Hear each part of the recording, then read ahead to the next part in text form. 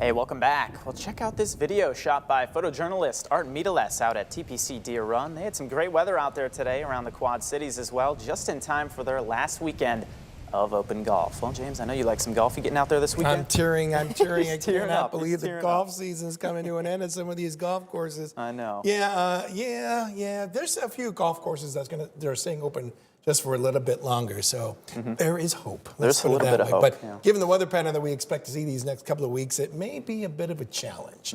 Let's put it that way. I'm going to miss these warm autumn days. Just a little bit. It's back to we have to get back into this season, unfortunately. Yeah, we do. Let's go and take a look at what we have outside right now.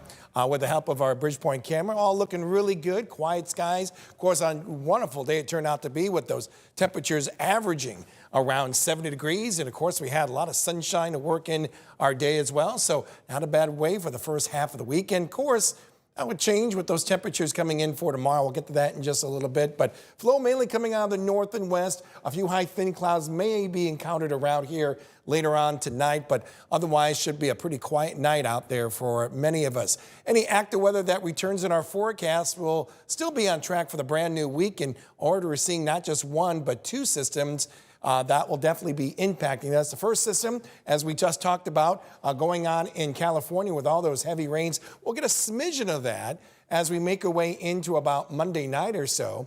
And then system number two, that will be arriving around here as well, but not until later in the week. So we have at least a couple of days or so in between when we will be dealing with some of that dry weather. 49 degrees right now in the Quad Cities after that high of 70 degrees. Northwest winds still a bit breezy. I think that will continue for most of the night until it begins to really ease up even more heading into tomorrow. Yeah, plenty of mid-upper 40s that we see from Stockton right down to Galesburg, though still hanging around 50 degrees like we're seeing around Macomb, Burlington, Geneseo, even around Princeton, home of the Tigers. Quiet skies that we see overnight early tomorrow morning. Got a chance to cool off those numbers big time, likely dropping around that freezing mark for overnight lows. And then as we roll into our Sunday, well, sky-wise, be fantastic. Lots of sunshine throughout the day that we see, but keep in mind that flow continues out of the north and west. So get those temperatures to a point where it's going to be more seasonal, and I think that will be a case close to 20 degrees cooler than today, with highs expected just over 50 degrees. And I think that will be kind of common in our forecast as we start up the brand new week. But these clouds that will be increasing our skies throughout the day will eventually lead to, some scattered showers. These nice broken line that will be anticipated, especially later Monday night, going in the wee hours of the morning on Tuesday. Once that blows on by, then a lot of clouds will be scattered about our skies on Tuesday. A little bit cooler as we throw in that northeast wind. And an organized chance of wet weather. I think we'll be able to hold that off through our Wednesday. Until we get to maybe about late Wednesday night. That's when we'll bring in another system from that south and west that will expand across the area and produce some pretty good rainfall by then as well. Here's our 8-day tracker, which you can always check on our webpage at WQAD.com.